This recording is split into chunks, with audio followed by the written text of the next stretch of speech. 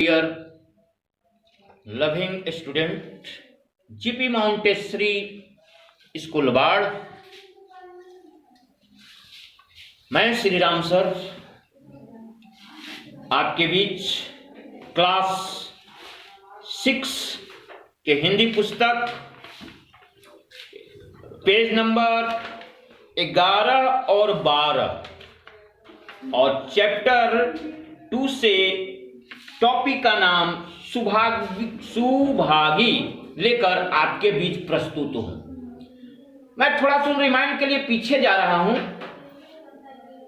थोड़ा सुन समझा रहा हूं कि सुभागी जो थी, आज जो समाज में लड़की के प्रति जो लोगों का सोच बन रहा है कि लड़की बेकार है, जन्म लेना लड़की जो है बेकार है, यही इस कहानी के माध्यम से समझाया गया है कि सामाजिक कुरीतियों को कैसे दूर किया जाए।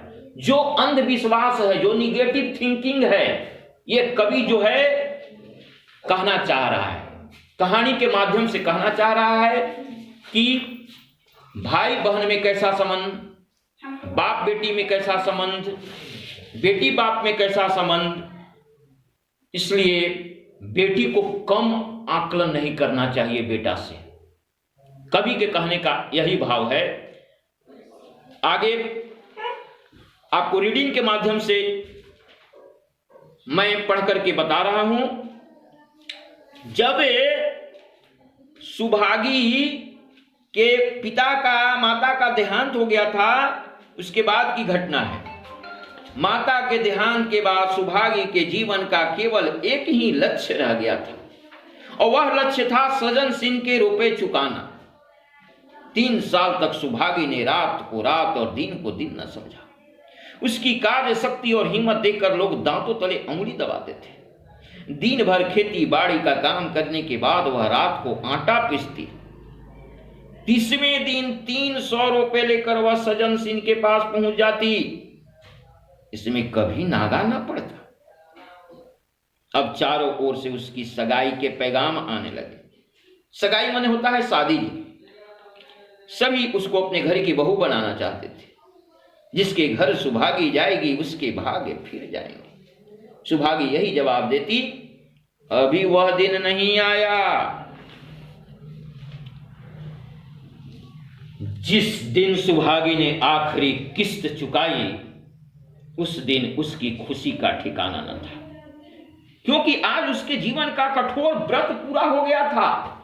वो जो जीवन का लक्ष्य था कि मैं पूरी जो मेरे ऊपर कर्ज है मैं कैसे चुकाऊं, उसने चुका दी थी। जो लक्ष्य था उसका व्रत का, वो पूरा हो गया था। वह चलने लगी तो सजन सिंह ने कहा, बेटी तुमसे एक प्रार्थना है, कहो कहूं, मगर वचन दो कि मानोगी। सुभागी ने कृतज्ञ भाव से देख करके, कृतज्ञ उसको कहते हैं जो उपकारों को मानता हो जी, उसी को कृतज्ञ कहते हैं। दादा आपकी बात न मानूंगी तो किसकी बात मानूंगी? सजन बोले, उसके दादाजी बोले, सजन नाम था उनका, मैंने अब तक तुमसे इसलिए कुछ नहीं कहा क्योंकि तुम अपने को मेरा देनदार समझ रही थी। अब रुपए चुका दिए, मेरा तुम्हारे ऊपर कोई एहसान नहीं है बेटी, बोलो कहूं। सुभागी बोलती है, आपकी जो आज्ञा हो दादाजी। सज्जन दादाजी बोले, देखो इनकार न करना, नहीं तो मैं तुम्हें अपना मुंह फिर न दिखाऊंगा। सुभागी बोली, क्या आज्ञा है दादाजी? सज्जन बोले, मेरी इच्छा है कि तुम मेरे घर की बहू बनकर मेरे घर को पवित्र करो। मैं जात पात में विश्वास करता हूं, मगर तुमने मेरे सारे बंधन तोड़ दिए। मेरा लड़का तुम्हारे नाम का पुजारी है, तुमने उसे देखा है, बोलो मंजूर करती हो? सुभागी बोली, दादा इतना सम्मान पाकर पागल हो जाऊंगी। दादाजी उसके बोले, तुम्हारा सम्मान भगवान कर रहे हैं बेटी, तुम साक्षात भगवती का अवतार हो, तुम साक्षात लक्ष्मी हो। सुभागी बोलती, मैं तो आपको अपना पिता समझती हूं, आप जो कुछ करेंगे मेरे भले के लिए ही करेंगे, आपका हुक्म कैसे टाल सकती है? सज्जन सिंह ने उसके माथे पर हाथ रखकर कहा, बेटी, तुम्हारी सुहाग अमर हो। तुमने मेरी बात रख ली। मुझ सा भाग्यशाली संसार में और कौन होगा। मेरे डियर फ्रेंड्स, कहानी तो समाप्त हो गई, लेकिन आपको यह कहानी से संदेश जाता है कि आप किसी लड़की को कम आकलन मत करना।